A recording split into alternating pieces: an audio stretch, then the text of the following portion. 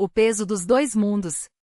O homem que carregava segredos nas costas. Eduardo Rangel tinha 32 anos, uma idade em que o corpo ainda resiste às noites mal dormidas, mas a alma já começa a sentir o peso das escolhas. Era alto, de ombros largos herdados do pai, mas com uma postura levemente curvada, como se carregasse algo invisível entre as escápulas. Os olhos castanho escuros tinham um brilho rápido, quase nervoso, que se apagava quando ele mentia. Trabalhava como técnico em refrigeração em Porto Alegre, uma profissão que o levava a lugares estranhos, cozinhas industriais de restaurantes caros, porões de bares fedendo a cerveja azeda, depósitos de supermercados onde o ar-condicionado quebrava justamente nos dias de calor infernal. Gostava do ofício porque era concreto, ou o compressor funcionava ou não funcionava. Não havia meios termos como na vida. Sua mãe, Dona Marlene, era uma mulher de mãos ásperas e riso fácil, mesmo depois de décadas costurando uniformes escolares para sobreviver. O pai, Seixas, era um homem de poucas palavras, daqueles que cumprem o papel de provedor com um silêncio quase religioso. Eduardo nunca o viu chorar, nem mesmo quando o avô morreu. Homem não desaba, era o único conselho que ele repetia, como um mantra. A família morava em um sobrado pequeno no bairro Rubem Berta, onde as ruas eram estreitas e os vizinhos sabiam da vida uns dos outros. Eduardo dividia o quarto com o irmão mais novo, Tiago, um adolescente de 17 anos que sonhava em ser músico e tocava violão até altas horas, mesmo quando Eduardo pedia silêncio. A arte não tem horário, irmão, dizia Tiago, com a arrogância de quem ainda não tinha sido esmagado pela vida. Era uma família comum. Ou assim Eduardo pensava. 2. O anúncio que quebrou o mundo.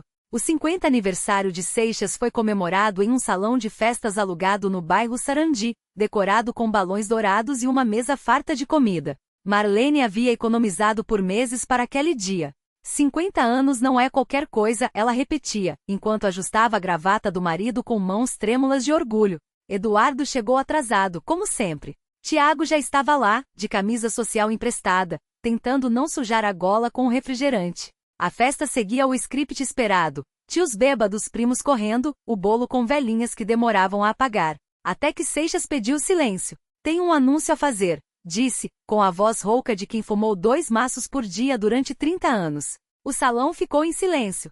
Marlene sorriu, achando que seria algum presente surpresa. Tiago brincou. Tá grávido, pai? Seixas não riu. Olhou para o chão, depois para a mulher e solitou as palavras como se fossem pedras. Eu tenho outra família. O mundo parou.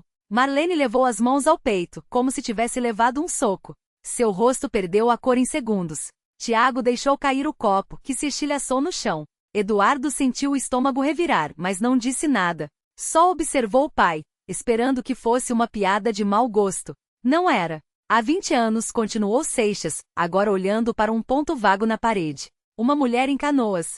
2 filhas. Uma tem 16, a outra 12. Alguém gritou. Talvez fosse uma tia. Talvez fosse Marlene. Eduardo não tinha certeza.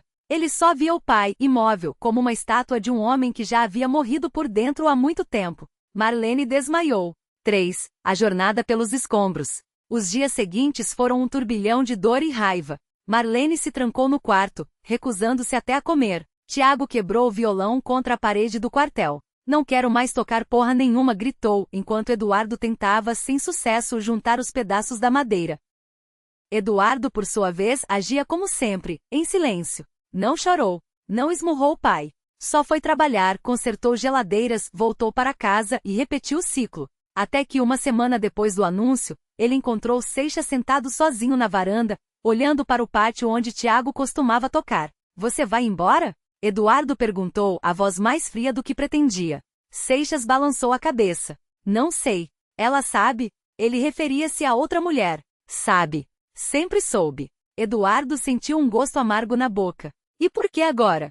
Seixas demorou a responder. Quando falou, sua voz estava quebrada, quase inaudível. Porque a mais nova fez 15 anos. Quis me apresentar para a escola.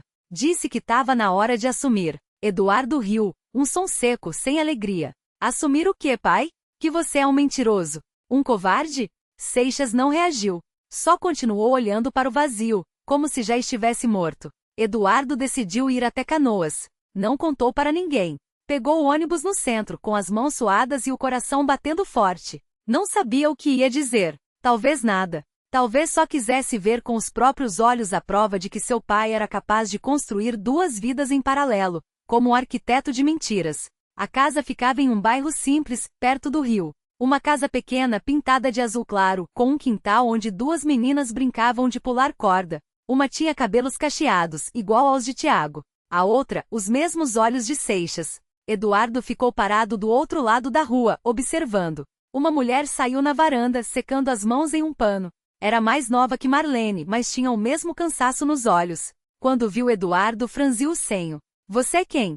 Perguntou, desconfiada. Eduardo não respondeu. Só virou as costas e foi embora. 4. O desfecho, o peso que nunca algum carregou. 3 meses depois, Seixas morreu. Não foi de infarto, como todos pensaram.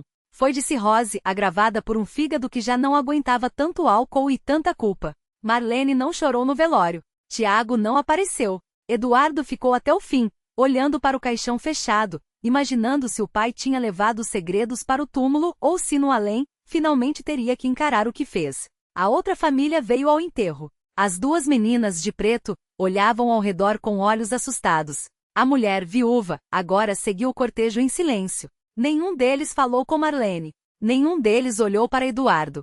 Quando tudo acabou, Eduardo foi até o bar que ficava na esquina do cemitério. Pediu uma cerveja e sentou-se sozinho. O dono do bar, um homem calvo que conhecia Seixas, aproximou-se.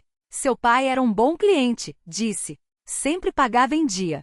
Eduardo não respondeu. Só tomou um gole longo, sentindo o amargor da bebida misturar-se ao da vida. Ele falava de você, continuou o homem. Dizia que você era o filho que mais se parecia com ele. Eduardo riu sem graça. Não, murmurou. Eu não. Porque Eduardo tinha decidido uma coisa, ele nunca seria como o pai. Não por ódio, não por vingança, mas porque algumas coisas não podem ser consertadas. Alguns pesos não podem ser carregados. E algumas famílias, uma vez quebradas, nunca mais se juntam. O peso das coisas invisíveis. A cerveja esquentou entre os dedos de Eduardo enquanto ele olhava pela janela suja do bar. Do lado de fora, a chuva começava a cair em fios grossos, como se o céu também estivesse cansado de segurar algo que não podia mais conter. Ele pensou em ir embora, mas suas pernas não obedeceram. Havia algo naqueles bancos de madeira gastos, naquele cheiro de fumo antigo e desinfetante barato, que o mantinha preso, como se aquele fosse o único lugar onde ainda cabia a versão de si mesmo que não sabia como existir sem a sombra do pai. Você vai querer outra? Perguntou o homem calvo, secando um copo com um pano que já tinha perdido a cor há anos. Eduardo balançou a cabeça. Não por educação, mas porque a garganta estava fechada. Ele se lembrava da última vez que esteve ali, anos antes, quando ainda acreditava que poderia salvar Seixas de si mesmo.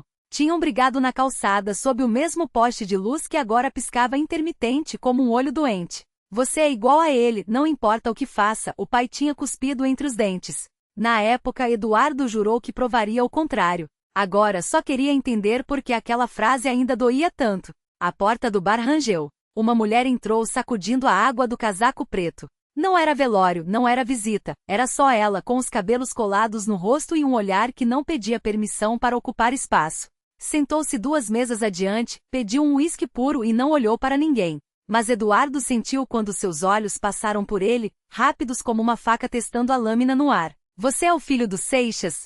Ela perguntou sem se virar. Ele não respondeu. Não por teimosia, mas porque a voz dela tinha algo de familiar, como um eco de um lugar que ele não conseguia lembrar. Eu trabalhei com ele, continuou a mulher, girando o copo entre os dedos. Há muito tempo. Antes de tudo ir pro inferno. Eduardo finalmente a encarou. Não era luto no rosto dela. Era algo pior, indiferença. Como se ela já tivesse chorado tudo que tinha para chorar e agora só restasse o osso seco da memória. Ele te deve dinheiro? Eduardo perguntou mais brusco do que queria. A mulher riu, um som curto e sem alegria. Não, ele me deve uma explicação.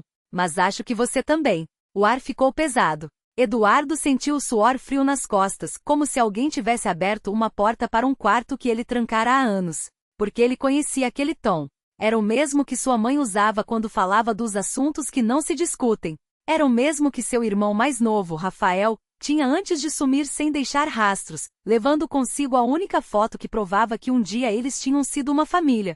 O que você sabe? Eduardo ouviu a própria voz, rouca. A mulher tomou um gole, deixando o copo bater na mesa com um som seco. Sei que seu pai não morreu sozinho. e que você está aqui porque no fundo sabe disso também. O bar pareceu inclinar-se. Eduardo segurou a borda da mesa, os nós dos dedos brancos. Não era possível. Ele tinha visto o atestado. Tinha ouvido o médico. Infarto. Rápido. Sem sofrimento. Mas então por que, quando limpava os pertences do pai, encontrou um bilhete rasgado no bolso da camisa social, aquela que Seixas só usava quando ia encontrar os homens de gravata, com uma data e um endereço em letras que não eram as dele? O que mais? Eduardo exigiu, a voz agora um rosnado. A mulher se virou finalmente. Seus olhos eram da cor de sormo no mar, e neles não havia piedade. Sei que você não veio aqui só por causa do enterro. Veio porque está procurando o mesmo que eu, a parte da história que seu pai levou para Covas.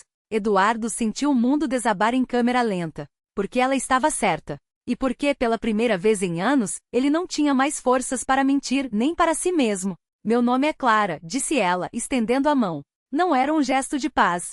Era um desafio. E a gente tem até amanhecer para descobrir o que seu pai escondeu de você. Do lado de fora a chuva caía mais forte. E algum lugar dentro de Eduardo, uma porta que ele jurara nunca mais abrir rangeu nos gonzos. Capítulo 2. O que a maré esconde. A mão de Clara permaneceu no ar, fria e firme como uma lâmina. Eduardo a encarou, sentindo o peso de cada cicatriz que carregava, as visíveis nas costas e as invisíveis, cravadas na memória. Quando finalmente a tocou, não foi um aperto, mas um reconhecimento silencioso. Você também sabe o que é perder tudo.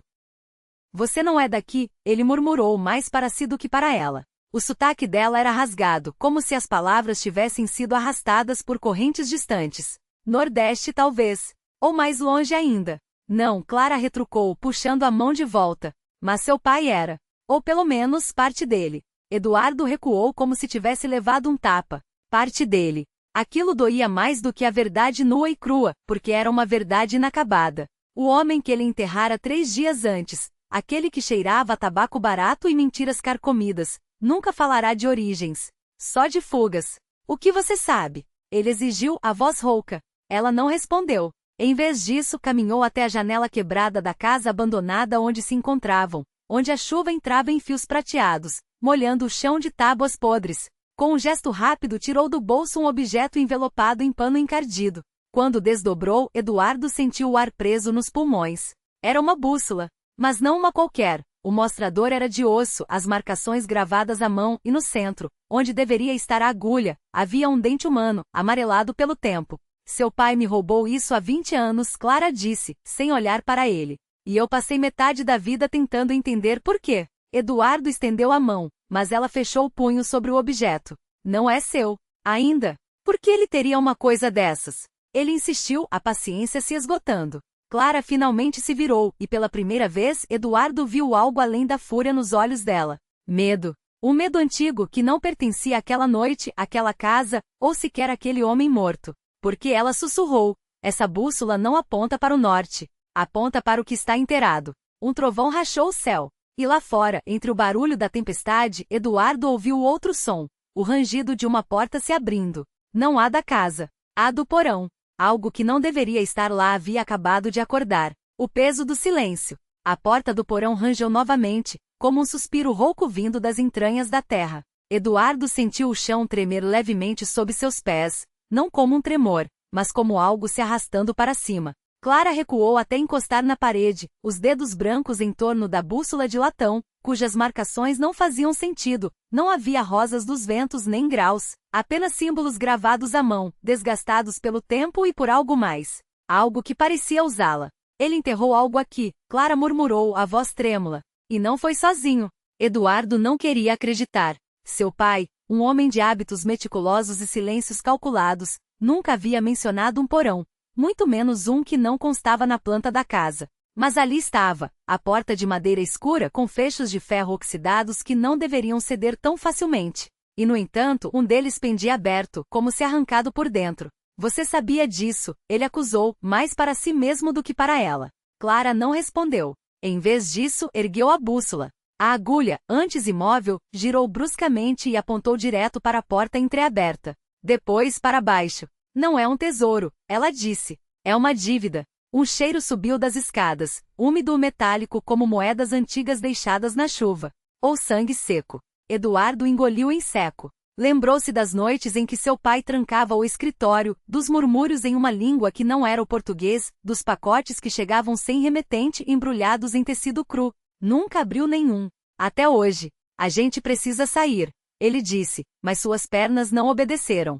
Porque do fundo do porão veio um som que não era humano. Não era um gemido. Não era um rosnado. Era um clique, seco, preciso, como ossos se encaixando depois de décadas desalinhados. E então, um arrastar de unhas, ou garras, sobre madeira apodrecida. Clara fechou os olhos. Quando os abriu não havia mais medo. Só uma resolução fria, como se ela soubesse, há muito tempo, que chegaria aquele momento.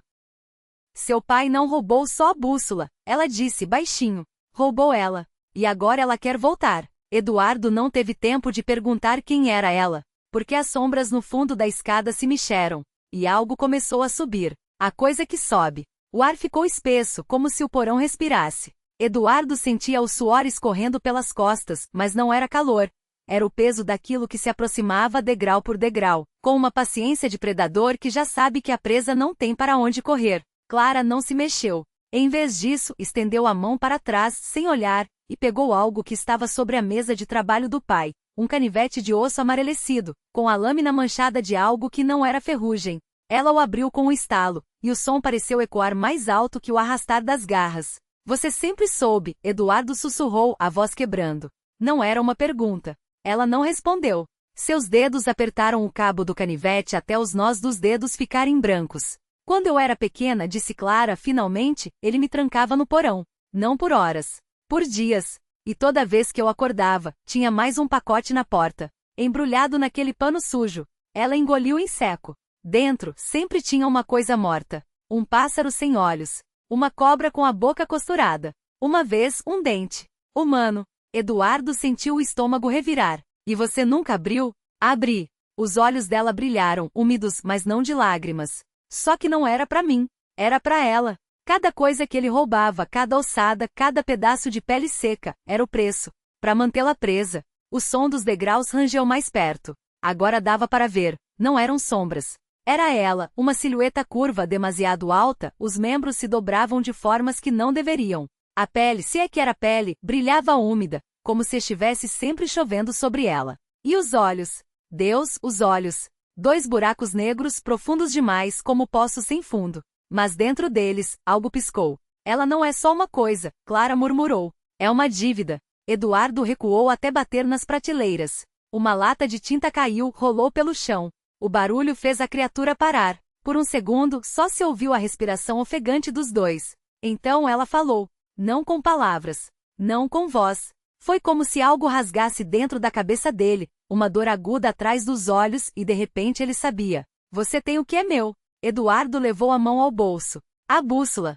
Ela estava quente, quase queimando. Quando ele a puxou, as agulhas giravam loucamente, apontando não para o norte, mas para a criatura. Não, Clara disse, mas era tarde. A coisa no porão sorriu. Ou pelo menos, sua boca se abriu, revelando fileiras de dentes afiados como agulhas, todos apontando para dentro, como se fossem feitos para segurar alguma coisa. Corra, Clara gritou. Ela não precisou dizer 2 vezes. Eduardo virou as costas e disparou escada acima, os degraus rangendo sob seus pés. Atrás dele, ouviu Clara xingando, o som do canivete cortando o ar. Então um estalo úmido como carne sendo rasgada, e um guincho que não era humano, mas também não era da coisa, era algo entre os dois. Ele não olhou para trás. A porta da cozinha estava entreaberta, a luz do sol filtrando pelas frestas. Eduardo se jogou contra ela, tropeçou no limiar, caiu de joelhos no quintal. A grama estava molhada. Chovia. Quando é que tinha começado a chover? Ele se virou a tempo de ver a sombra se esticar pelo chão da cozinha, longa demais, como se a criatura estivesse se desdobrando para passar pela porta. Então Clara apareceu. Não correndo. Andando. Com calma, como se não houvesse nada atrás dela.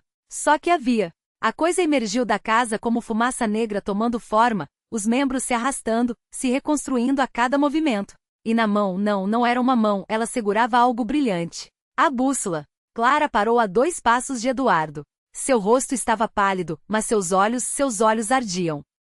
Você não deveria ter pego, ela disse. Eu não sabia. Ele gritou, a voz rouca. Agora sabe. A criatura se endireitou. Agora ela tinha 2 metros de altura, os ossos estalando enquanto se ajustavam. E quando abriu a boca novamente, desta vez saiu um som. 3 dias. Clara fechou os olhos. Ela te deu um prazo, explicou devagar. 3 dias para devolver o que é dela. Senão, ela engoliu em seco. Ela vai te desmontar, peça por peça, até encontrar. Eduardo olhou para a bússola em suas mãos. Ela tinha parado de girar. Agora a agulha apontava direto para o seu peito. E se eu devolver? Clara o encarou. Por um segundo, ele viu algo lá dentro, algo que não era medonho, mas triste. Então ela vai levar você no lugar. Ela se virou para a criatura, que agora estava imóvel, observando. Esperando. Porque alguém sempre paga a dívida. O vento uivou. A chuva caiu mais forte. Eduardo apertou a bússola até doer. Tem outra saída, ele disse. Clara não respondeu. Mas quando ele olhou para ela, viu que ela já sabia. E que talvez estivesse esperando que alguém finalmente perguntasse. O peso da agulha. Eduardo abriu a bússola com os dedos trêmulos. Não era um objeto. Era uma ferida disfarçada de metal. Dentro, onde deveria haver um norte, pulsava uma sombra em forma de coração. O dele batendo fora do peito, preso como um inseto em âmbar. Ela não quer o que roubei, murmurou. Quero o que dei em troca. Clara recuou. A criatura, até então uma silhueta de ossos e névoa, estremeceu. Sua voz, quando veio, não era um som, mas uma memória. Você me deu sua coragem, Eduardo. A parte que gritava não quando eles te quebraram. A parte que escolheu sobreviver em vez de se render. Eu a aguardei. E agora? A agulha girou, cravar-se-ia em seu externo a qualquer momento. Você quer de volta? O vento carregou o cheiro de terra molhada e algo mais antigo, o fedor de promessas podres. Eduardo lembrou-se do dia em que enterrou a bússola no quintal da casa abandonada, aos 12 anos. Lembrou do homem que o forçara a cavar sua própria cova, e como, na hora do clique do gatilho falho, algo dentro dele se partirá para sempre. Aquela coisa, aquela ausência, era o que a criatura devorara. Era o que o mantinha vivo desde então. Não, ele disse. Clara o olhou como se ele tivesse crescido 2 cabeças. A criatura inclinou-se curiosa. Não quero de volta, repetiu Eduardo, fechando a bússola com um estalo. Porque não era minha. Era dela. A agulha parou. O silêncio que se seguiu foi tão denso que doía. Lentamente Eduardo estendeu a bússola para Clara. Dentro, a sombra do coração se contorceu, depois se desfez em fumaça. Subiu como uma prece e entrou no peito dela. Clara arquejou, levou as mãos ao rosto. Quando as abaixou, seus olhos não eram mais cinzentos, mas do duro âmbar de uma cicatriz antiga. A criatura sorriu, não com dentes, mas com o som de uma porta se fechando depois de décadas aberta. Agora sim, sussurrou. Agora você está quites. E se foi? Clara ficou ali tremendo com as mãos sujas de terra e algo mais, algo que pingava escuro entre seus dedos. Eduardo não perguntou o que era. Sabia. Ela começou, mas a voz falhou. Eu sei, ele respondeu. Porque ambos entendiam, agora algumas dívidas não são pagas com moedas ou sangue, mas com a verdade mais cruel de todas. Algumas coisas que perdemos nunca nos pertenceram. E às vezes a única saída é devolver o que nunca foi seu, mesmo que isso signifique ficar, finalmente vazio.